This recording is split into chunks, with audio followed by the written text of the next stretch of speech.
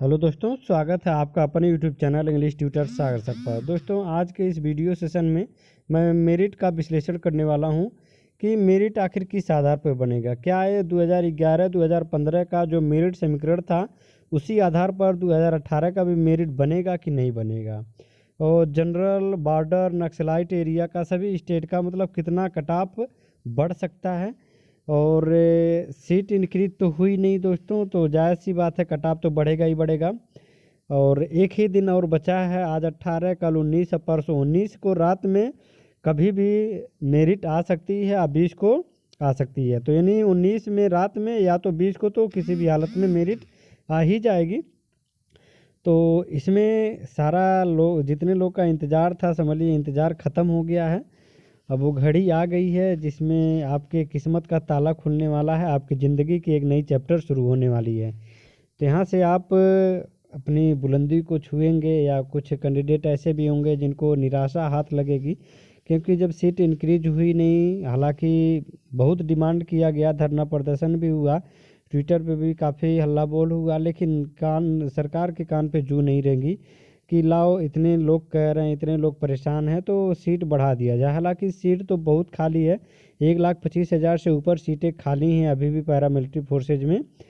तो अभी तक सीट बढ़ी नहीं, तो मेरिट जायज़ सी बात बढ़ेगी।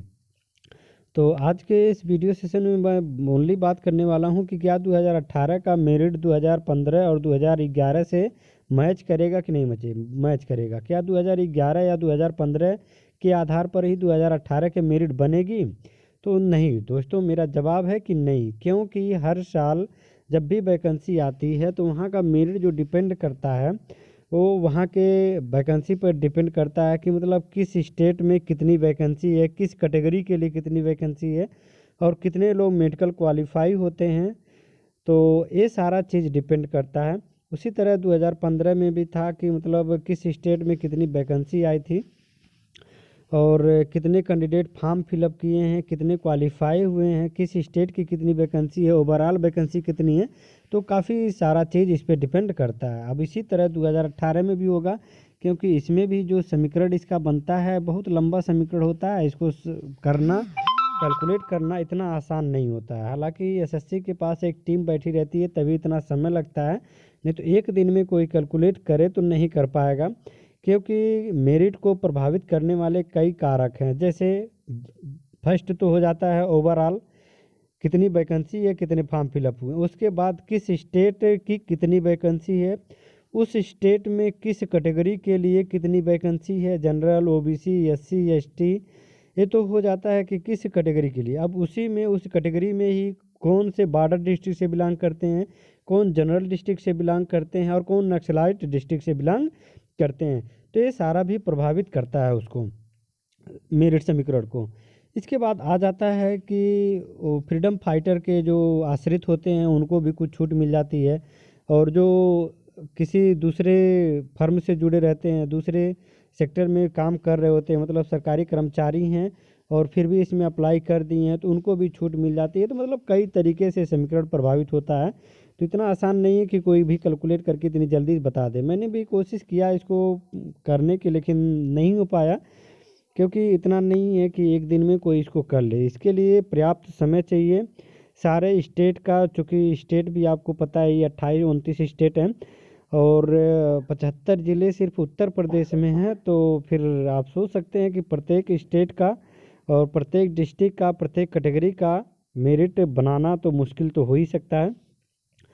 तो अब मैं बात करने वाला हूँ कि आखिर बढ़ेगी कट ऑफ तो कितनी बढ़ सकती है। दोस्तों, मैं पहले ही बता चुका हूँ कि मेरिट 4 नंबर से अधिक नहीं बढ़ने वाला है। बहुत उड़ के जाएगा तो 4 नंबर बढ़ेगा, लेकिन 2 से 4 के बीच में रहने की अधिक संभावना है।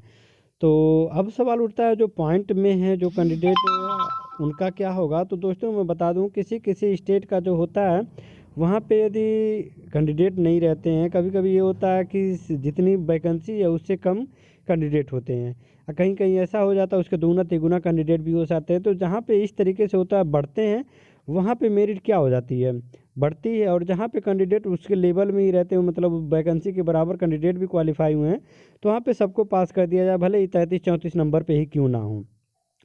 तो अलग अलग स्टेट का अलग अलग बढ़ सकता है, किसी किसी स्टेट का नहीं भी बढ़ेगा, किसी किसी स्टेट का 2 से 4 नंबर के बीच में बढ़ सकता है, कहीं कहीं 7-8 नंबर जा सकता है, लेकिन बहुत ही कम संभावना है।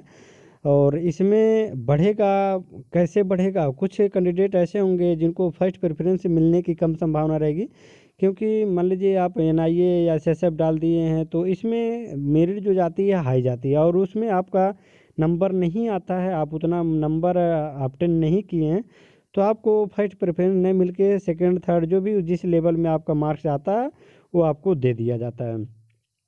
और आपका जो फाइनल रिजल्ट है 20 तारीख को आएगा। 19 को रात में कभी भी आ सकता है, अगर 19 को रात में नहीं आता तो 20 को तो एकदम पक्का ही आ जाएगा। तो उसके लिए बस वहीं से आपकी ज़िंदगी की नई चैप्टर शुरू होती है। और दोस्तों ये जानकारी अच्छी लगी हो तो चैनल को सब्सक्राइब करके बेल आइकन को जरूर प्रेस कर लें, और दोस्तों में अधिक से अधिक शेयर करें। जय हिंद, जय भारत।